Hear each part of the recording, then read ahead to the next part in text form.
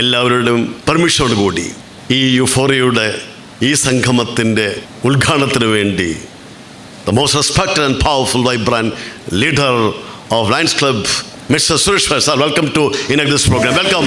Thank you so much. സത്യത്തിൽ Edison ഇങ്ങനൊരു പ്രോഗ്രാമിന് വിളിക്കുന്ന സമയത്ത് നല്ല ആരോഗ്യത്തോടു കൂടിയിരിക്കുന്ന ഒരു സമയമായിരുന്നു. അതുകൊണ്ട് തന്നെ അന്നതിന് സമ്മതം മൂളി. പിന്നീടാണ് അത്യാവശ്യം ഓട്ടപ്പാച്ചിലിനിടയിൽ ശബ്ദവും ആരോഗ്യമൊക്കെ ഒന്ന് മോശമായത്. ശബ്ദം മോശമായി എന്ന് പറയുമ്പോൾ തെറ്റിദ്ധരിക്കേണ്ട, പണ്ടും ഏകദേശം ഇങ്ങനെയൊക്കെ തന്നെയാണ് ശബ്ദം. അതൊന്നുകൂടി മോശമായി എന്നേ ഉള്ളൂ. പിന്നെ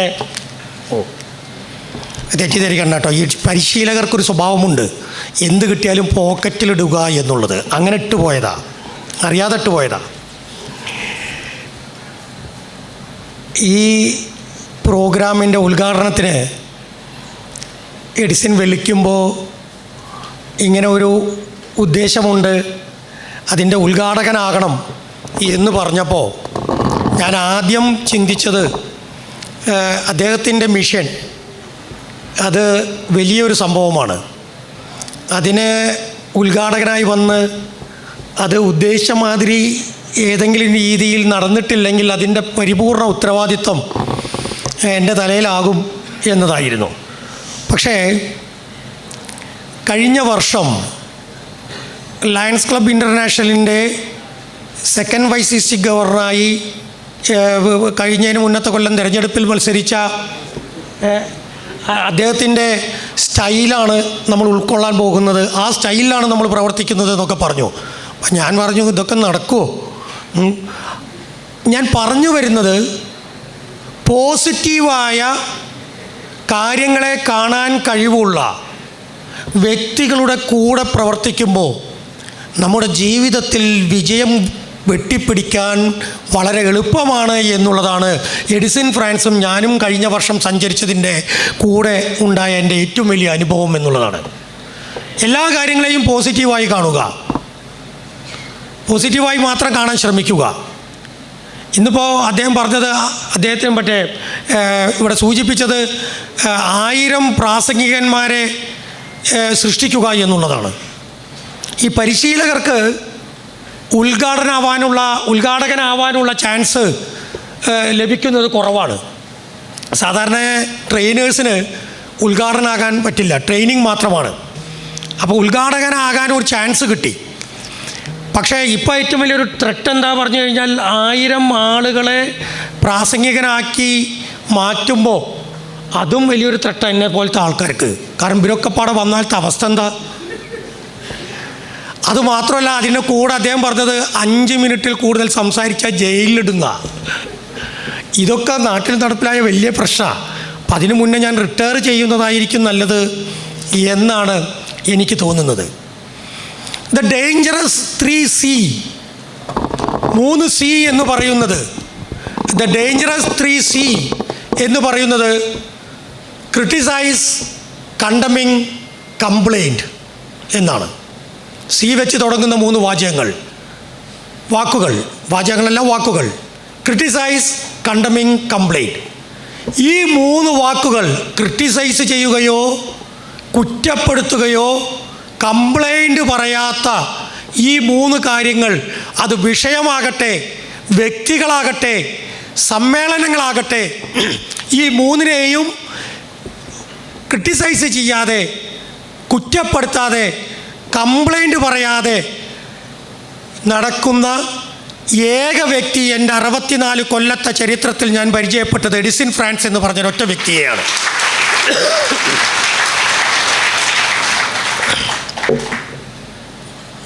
അദ്ദേഹത്തിന് സി എന്ന് പറഞ്ഞാൽ കാണുക എന്ന് മാത്രമേ ഉള്ളൂ. അതാ SE ആണ്, EC അല്ല.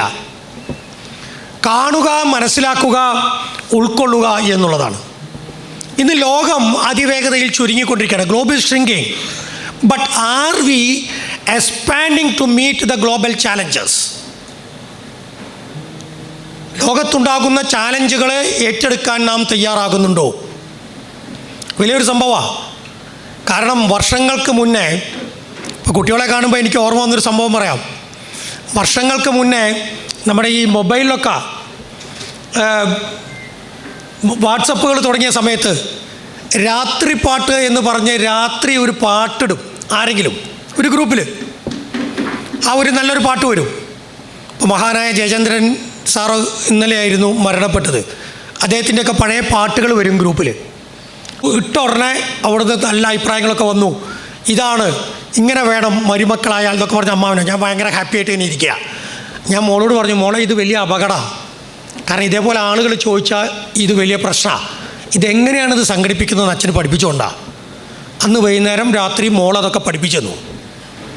പിറ്റേ ദിവസം ഒരു 10 മണിയാകുമ്പോൾ രാവിലെ എൻ്റെ ഒരു ചോദ്യമാണ് ആ ഗ്രൂപ്പിൽ, ഇന്ന് നിങ്ങൾക്ക് ഏത് പാട്ട് വേണം? അപ്പോൾ തലേ ദിവസം ഞാൻ പഠിച്ചിട്ടുള്ളൂ. അതുവരെ ഞാൻ ചെയ്തത് ഇങ്ങനെയാണ് എന്ന് ബോധ്യപ്പെടുത്തുന്ന രീതിയിൽ ഇന്ന് നിങ്ങൾക്ക് ഏത് പാട്ട് വേണം? അന്ന് ഞാൻ മനസ്സിലാക്കിയ ഒരു സംഭവം, ഇന്നും നമ്മൾ പലരും ചെയ്തുകൊണ്ടിരിക്കുന്ന ഒരു സംഭവം. ഇപ്പോൾ റീസെൻ്റ് ആയിട്ട് ഈ ന്യൂ ഇയറിനൊരു മെസ്സേജ് വരാൻ തുടങ്ങി. ഫെബ്രുവരിയിലെ 4 ദിവസത്തെക്കുറിച്ച്. 4 തിങ്കളാഴ്ച, 4 ചൊവ്വാഴ്ച, 4 ബുധനാഴ്ച, 4 വ്യാഴാഴ്ച, 800 ചില്ലാൻ കൊല്ലം കഴിഞ്ഞാൽ അത്ര ഇതുണ്ടാവുള്ളൂ. സംഗതി എല്ലാ ഫെബ്രുവരിയിലും ലീപ്പ് ഇയറിൽ ഈ സാധനം വരുന്നുണ്ട്. പക്ഷെ ഞാൻ മനസ്സിലാക്കിയ ഒരു സത്യം, മിക്കവാറും നമ്മളെല്ലാവരും ഫോർവേഡർമാരായി മാറിക്കൊണ്ടിരിക്കുന്ന ഒരു കാലമാണ്. Instead of forwarding, are we become creators? ഒരു ക്രിയേറ്ററായി മാറുക എന്നുള്ളതാണ്, ഒരു ക്രിയേറ്ററായി എങ്ങനെ മാറാം എന്നുള്ളതാണ് എഡിസൺ ഫ്രാൻസിൻ്റെ ഇത്തരം സെമിനാറുകളിലൂടെ അല്ലെങ്കിൽ ട്രെയിനിങ് പ്രോഗ്രാമുകളിലൂടെ നാം പഠിക്കുന്നത് എന്നുള്ളതാണ് ഏറ്റവും വലിയൊരു സത്യം. ലോകത്തിൻ്റെ ശാസ്ത്രലോകം പറഞ്ഞിരുന്നൊരു സത്യമുണ്ട്. മനുഷ്യൻ്റെ ശരീരഘടന വെച്ച്, ഫിസിയോളജി വെച്ച് 1 മൈൽ ദൂരം 4 മിനിറ്റിൽ കൂടുതൽ സമയത്തിൽ താഴെ നിന്നുകൊണ്ട് ഓടാൻ പറ്റില്ല എന്നാണ് ശാസ്ത്രം പറയാറില്ല. ശാസ്ത്രം പറഞ്ഞതാ, മെഡിക്കൽ സയൻസ് പറഞ്ഞതാ. 1 മൈൽ ഓടണമെങ്കിൽ 4 മിനിറ്റിൽ കൂടുതൽ സമയം വേണമെന്ന്. വർഷങ്ങളോളം ശാസ്ത്രലോകം പറഞ്ഞിരുന്ന 1 മൈൽ ഓടാൻ 4 മിനിറ്റ് 4 മിനിറ്റിൽ കൂടുതൽ എടുക്കുമെന്ന് പറഞ്ഞിരുന്ന ഒരു ധാരണയെ ഒരാൾ ബ്രേക്ക് ചെയ്തപ്പോൾ പിന്നീട് അങ്ങോട്ട് 1980ഓളം ആളുകൾ അത് നിരന്തരമായി ആ റെക്കോർഡ് ബ്രേക്ക് ചെയ്തു എന്നുള്ളതാണ് സത്യം. നാം ധരിച്ചു വച്ചിരിക്കുന്ന, ഞങ്ങളതിന് പറയുന്നൊരു സംഭവമുണ്ട്, പെർസെപ്ഷൻ, ധാരണ. ഈ ധാരണകളാണ് നമ്മെ പുറകോട്ട് പിടിച്ച് വലിക്കുന്നത്.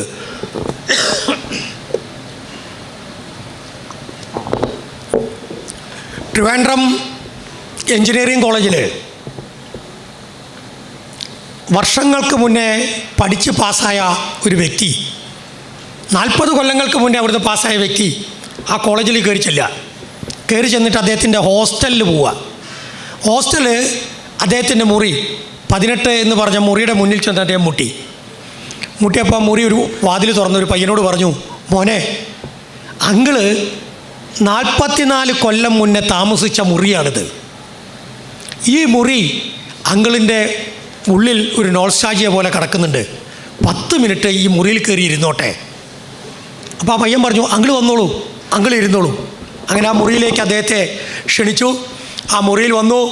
ആ മുറിയിൽ കയറി കഴിഞ്ഞ് അദ്ദേഹം ആ കട്ടിലിൽ ഇരുന്നതിന് ശേഷം ജനവാതി നോക്കിയിട്ട് പറഞ്ഞു, വിൻഡോ നോക്കിയിട്ട് പറഞ്ഞു, ദ സെയിം ഓൾഡ് വിൻഡോ.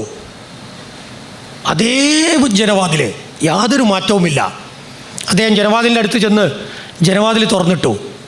ജനവാതിൽ തുറന്നിട്ട് നോക്കുമ്പോൾ കാണുന്ന ആ എന്താ പറയുക, പുല്ലൊക്കെ കാട് പിടിച്ച് കിടക്കുന്ന ഗാർഡൻ എന്ന് വിശേഷിപ്പിക്കുന്ന ഒരു സാധന. അദ്ദേഹം നോക്കിയിട്ട് പറഞ്ഞു, ഈ പുല്ലുകളൊന്നും ഇപ്പോഴും വൃത്തിയാക്കിയിട്ടില്ലല്ലേ, ദ സെയിം ഓൾഡ് ഗാർഡൻ. അങ്ങനെ അദ്ദേഹം കോട്ട് നോക്കി, ദ സെയിം ഓൾഡ് കോട്ട്. അദ്ദേഹം ബാത്റൂമിലേക്ക് കയറി.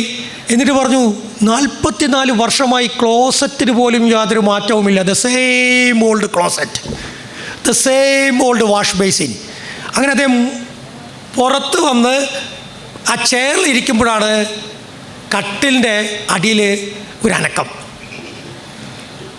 അദ്ദേഹം നോക്കിയപ്പോൾ കട്ടിലിൻ്റെ അടിയിൽ ഒരു പെൺകുട്ടി.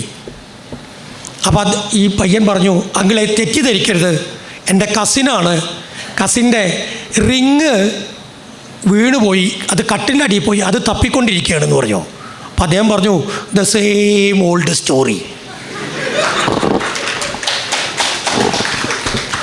വർഷങ്ങൾക്ക് മുന്നേ നടന്ന അതേ സമയം.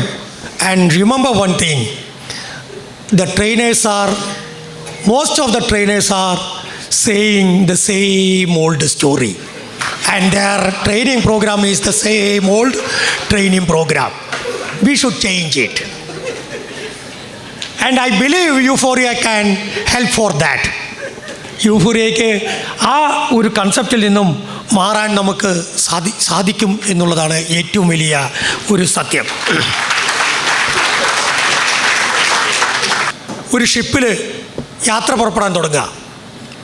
അപ്പോൾ ആ യാത്ര പുറപ്പെടുന്നതിന് മുന്നേ ക്യാപ്റ്റൻ ചെന്ന് മാഡത്തിനോട് ചോദിച്ചു, madam, shall we start the journey? Yes, you can proceed. Captain signal മാസ്റ്റർക്ക് നിർദ്ദേശം കൊടുത്തു. സിഗ്നൽ മാസ്റ്റർ നാവിഗേറ്റർക്ക് നിർദ്ദേശം കൊടുത്തു. ഷിപ്പ് യാത്ര പുറപ്പെട്ടു. ഷിപ്പ് മുന്നോട്ട് പോയിക്കൊണ്ടിരിക്കുക. കുറച്ച് കഴിഞ്ഞപ്പോൾ ഷിപ്പിനെതിരെ ഒരു ലൈറ്റ്, സെയിം ഡയറക്ഷനിൽ ഓപ്പോസിറ്റിൽ നിന്നും ഒരു ലൈറ്റ്. നാവിഗേറ്റർ സിഗ്നൽ മാസ്റ്ററോട് പറഞ്ഞു, സിഗ്നൽ മാസ്റ്റർ ക്യാപ്റ്റനോട് പറഞ്ഞു, ബോട്ടാണോ ഷിപ്പാണോ എന്നറിയില്ല, നമുക്കെതിരെ ഒരു ലൈറ്റ് വരുന്നുണ്ട്. അപ്പോൾ അദ്ദേഹം പറഞ്ഞു, അവർക്ക് നിർദ്ദേശം കൊടുക്കൂ. എന്ത് നിർദ്ദേശം സാർ കൊടുക്കേണ്ടത്? Change your direction. വേഗം അന്ന് മോഴ്സ് കോഡിലൂടെ ആ നിർദ്ദേശം കൊടുത്തു, ചേഞ്ച് യുവർ ഡയറക്ഷൻ. ഇമ്മീഡിയറ്റ്ലി അവിടുന്ന് മറുപടി വന്നു, if you want you can change your direction. ഇവർക്ക് ദേഷ്യം വന്നു. ഇവരെന്ത് ചെയ്തു എന്ന് പറഞ്ഞു കഴിഞ്ഞാൽ ക്യാപ്റ്റൻ അടുത്ത് എന്ന് പറഞ്ഞു. അപ്പോൾ ക്യാപ്റ്റൻ പറഞ്ഞു, കടലിലെ നിയമം, ആര് ആദ്യം മെസ്സേജ് അയക്കുന്നുവോ അവരെ അനുസരിക്കുക എന്നുള്ളതാണ്. അതുകൊണ്ട് നിങ്ങൾ ആ മെസ്സേജോട് കൂടി ചേഞ്ച് യുവർ ഡയറക്ഷൻ എന്ന നിർദ്ദേശം കൊടുക്കൂ. ഇതേ നിർദ്ദേശം കൊടുത്തു. കടലിലെ നിയമം, ആരാദ്യം മെസ്സേജ് അയക്കുന്നുവോ അവരെ അനുസരിക്കുക എന്നുള്ളതാണ് ചേഞ്ച് യുവർ ഡയറക്ഷൻ. അവിടുന്ന് ഉടനടി മറുപടി വന്നു, if you want you change your direction. ആകെ ദേഷ്യായി. അപ്പോൾ പറഞ്ഞു, ഇനി മാർഗമൊന്നുമില്ല, ഇനി ഓർഡർ ഇടാം. അങ്ങനെ അദ്ദേഹം ഓർഡർ ഇടുക. The passengers of the ship, ഈ ഷിപ്പിലെ യാത്രക്കാർ എലിസബത്ത് രാജ്ഞിയും ചാൾസ് രാജകുമാരനും ഡയാന രാജകുമാരിയുമാണ്. ഇത് ക്യാപ്റ്റൻ സ്മിത്തിൻ്റെ ഓർഡറാണ്, ചേഞ്ച് യുവർ ഡയറക്ഷൻ. ക്യാപ്റ്റൻ സ്മിത്തിൻ്റെ ഓർഡറാണ്. 2 മിനിറ്റ് നേരം മറുപടിയൊന്നുമില്ല. അപ്പോൾ അവർ വിചാരിച്ചു, ഓക്കെ, ക്യാപ്റ്റൻ സ്മിത്തിൻ്റെ ഓർഡറല്ലേ, അത് കേട്ടിട്ടുണ്ടാവും. 2 മിനിറ്റ് കഴിഞ്ഞപ്പോൾ അവിടെ നിന്നുള്ള മറുപടിയാണ്, സോറി, ഇത് ഗ്രഹാം ബെൽ എന്ന് പറയുന്ന ലൈറ്റ് ഹൗസിൻ്റെ കാവൽക്കാരനാണ്, ഇതൊരു ലൈറ്റ് ഹൗസാണ്, എനിക്ക് വേറെ എങ്ങോട്ടും പോകാൻ പറ്റില്ല, you should change your direction. The ship is going towards that lighthouse. Friends, if your direction is not up to your expectation, change your direction. Euphoria for help for that.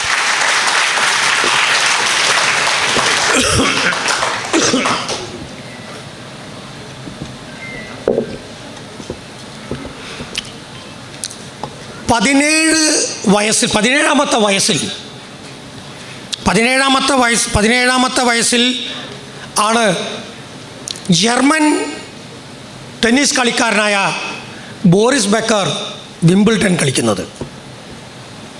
17.7 ആ സമയത്തൊക്കെയാണ്. ഈ Boris ബെക്കറിൻ്റെ പ്രത്യേകത എന്താണെന്നറിയോ? അദ്ദേഹത്തിന് മറ്റൊരു പേര് കൂടിയുണ്ട്, boom Boom Becker എന്നാണ് പറയാം. Boom Boom Becker. അതിന് കാരണം അദ്ദേഹത്തിൻ്റെ സർവീസുകൾ ഭൂം ഭൂം എന്ന് പറഞ്ഞു വരും, ആർക്കും അത് തിരിച്ചെടുക്കാൻ സാധിക്കില്ല എന്നുള്ളതാണ് ബോറിസ് ബെക്കറിൻ്റെ സർവീസ്. അങ്ങനെ ആൻഡ്രസ് അഗാസിയും ബോറിസ് ബെക്കറും തമ്മിലുള്ള കളിയിൽ ഈ ആൻഡ്രസ് അഗാസിയുടെ പ്രത്യേകത, ഏത് സർവീസുകളും തിരിച്ചടിക്കുന്ന ഒരു കളിക്കാരനാണ് ആൻഡ്രസ് അഗാസി.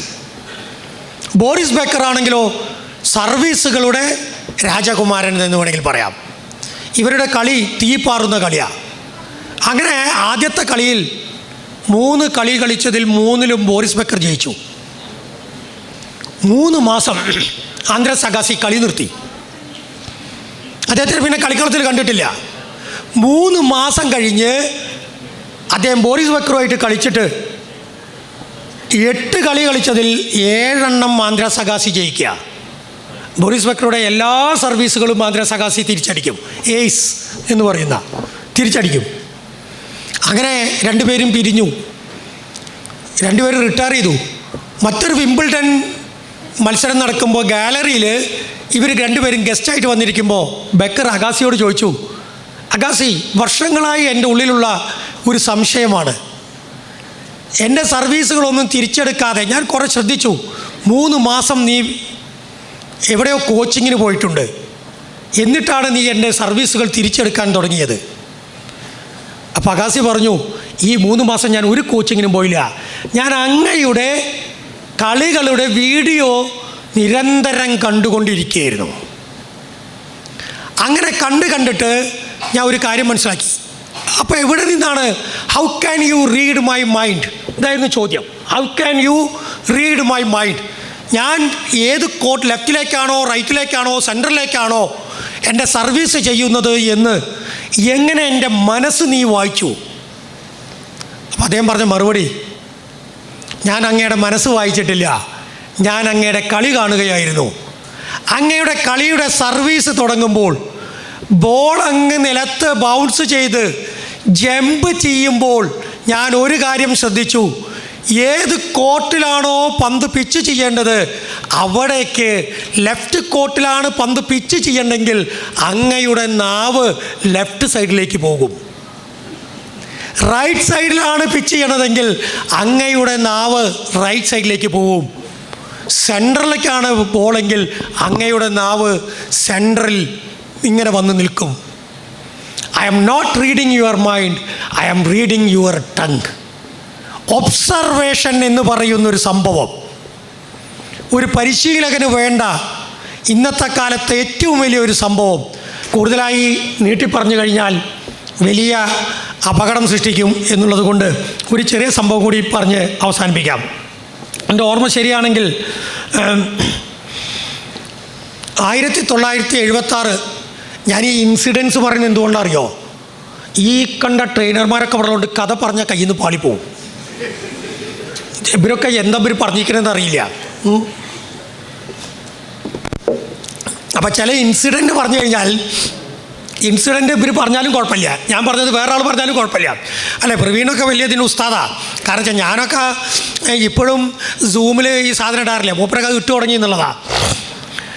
ഈ 1976 വേൾഡ് കപ്പ് ഫുട്ബോളിൽ ലൈവ് ടെലികാസ്റ്റ് കളർ ഫോർമാറ്റിൽ ആദ്യമായിട്ട് ചെയ്യുന്നത്. കളർ ഫോർമാറ്റിലാണ് വേൾഡ് കപ്പ് 1976 പ്രസിദ്ധീകരിക്കുന്നത്. അന്ന് അറിയപ്പെടുന്ന ഒരു ബ്രാൻഡായിരുന്നു ഒരു ഷൂ, അഡിഡാസ് എന്ന് പറയുന്നത്. 2 സഹോദരന്മാർ ആയിരുന്നു നടത്തിയിരുന്നത്. മൂത്ത സഹോദരൻ, ജ്യേഷ്ഠ സഹോദരൻ അനിയനെ ചവിട്ടി പുറത്താക്കി, അഡിഡാസിൽ നിന്ന് പുറത്താക്കി. അപ്പോൾ അവൻ പോരണ പോക്കിലൊരു വെല്ലുവിളി ഉണ്ട്, നമ്മളൊക്കെ ചെയ്യില്ല, കാണിച്ചു തരാം ഞാൻ എന്നൊക്കെ പറഞ്ഞ പോലെ ഇവൻ പറഞ്ഞു 6 മാസത്തിനുള്ളിൽ ഞാൻ പുതിയ ഷൂസ് ഇറക്കും. വെല്ലുവിളിച്ച് പോന്നു, പക്ഷെ ഒരു മാർഗവും കാണാനില്ല. അങ്ങനെ ആയിരിക്കുമ്പോഴാണ് കളർ ഫോർമാറ്റിൽ വേൾഡ് കപ്പ് ബ്രസീലിൻ്റെ ക്യാപ്റ്റൻ പെലെയാണ്. അന്ന് ബ്രസീലും ഉറുഗ്വേയും തമ്മിലുള്ള ക്വാർട്ടർ ഫൈനൽ മാച്ചാണ്. വിസിലടിച്ചപ്പോൾ ബ്രസീലിൻ്റെ ക്യാപ്റ്റൻ പെലെ റഫറിയോട്, അമ്പയറോട് പറയാണ്, സർ 1 സെക്കൻഡ്. അദ്ദേഹം താഴെ ഇരുന്ന് ഷൂവിൻ്റെ ലേസ് അഴിഞ്ഞു പോയി. 2 ഷൂവിൻ്റെ ലേസും അഴിഞ്ഞു പോയി. ആലോചിച്ച് നോക്കണം കേട്ടോ, ഒരു ഷൂവിൻ്റെ ലേസ് അഴിയാം, 2 ഷൂവിൻ്റെ ലേസും അഴിഞ്ഞു പോയ ഷൂവിൻ്റെ ലേസ് കിട്ടുക. അപ്പോൾ എല്ലാ ക്യാമറകളും, ലൈവ് ടെലികാസ്റ്റായ എല്ലാ ക്യാമറകളും അദ്ദേഹം ഷൂവിൻ്റെ ലേസ് കെട്ടുന്നിടത്തേക്ക് കോൺസെൻട്രേറ്റ് ചെയ്തു. ആ ഷൂവിൻ്റെ മീതെ ചാടുന്ന ഒരു പുലിയുടെ ചിഹ്നമുണ്ടായിരുന്നു. അതിൻ്റെ അടിയിൽ ഒരു ബ്രാൻഡിൻ്റെ പേരുണ്ടായിരുന്നു.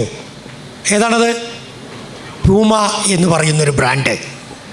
$120,000 കൊണ്ട് കൊടുത്ത് അനിയൻ പെലയോട് പറഞ്ഞു, ഇത് ചിത്രീകരിച്ച് വരണമെന്നുണ്ടെങ്കിൽ കോടിക്കണക്കിന് ഡോളർ കൊടുക്കണം ഒരു അഡ്വർടൈസ്മെൻറ്റിന്. പക്ഷെ എൻ്റെ അടുത്ത് അതില്ല. അങ്ങൊരു കാര്യം ചെയ്യണം, ഞാൻ ഏട്ടനുമായി വെല്ലുവിളിച്ച് ഇറങ്ങിയിരിക്കുകയാണ്, എൻ്റെ അടുത്ത് ഇതേ ഉള്ളൂ, ഒരു സെക്കൻഡ് ഇങ്ങനെ ചെയ്യണം എന്ന് പറഞ്ഞുകൊണ്ട് പെലയോട് പറഞ്ഞ് പെല ഷൂവിൻ്റെ ലേസ് കെട്ടുന്ന ചിത്രമാണ് ലോക ടി വികളിലെല്ലാം ഇത് ആളുകൾ കാണുന്നത് എന്നുള്ളതാണ്. അവിടുന്നാണ് പ്യൂമ എന്ന് പറയുന്ന ഒരു ബ്രാൻഡ് ഇറങ്ങിത്തിരിക്കുന്നത്. സീ ദ ഓപ്പർച്യൂണിറ്റികൾ ഗ്രാബ് ചെയ്യുക എന്നുള്ളതാണ് നമ്മുടെ ഏറ്റവും വലിയൊരു കാര്യം. And of course this is A great opportunity and you can really grab this opportunity. If you are walking the others track, you can never leave your own footprints. വ്യത്യസ്ത മാർഗങ്ങളിലൂടെ സഞ്ചരിച്ച് മുന്നോട്ട് പോകാൻ നമുക്ക് സാധിക്കണം. അങ്ങനെ സാധിക്കുന്നതിന് വേണ്ടി ഒരു പരിശീലന കളരിയായി യൂഫോറിയ മാറട്ടെ എന്ന് പ്രാർത്ഥിച്ചുകൊണ്ട് ഇതിൻ്റെ ഉദ്ഘാടനം നിർവഹിച്ചതായി പ്രഖ്യാപിച്ചുകൊണ്ട് നിർത്തുന്നു. നന്ദി, നമസ്കാരം.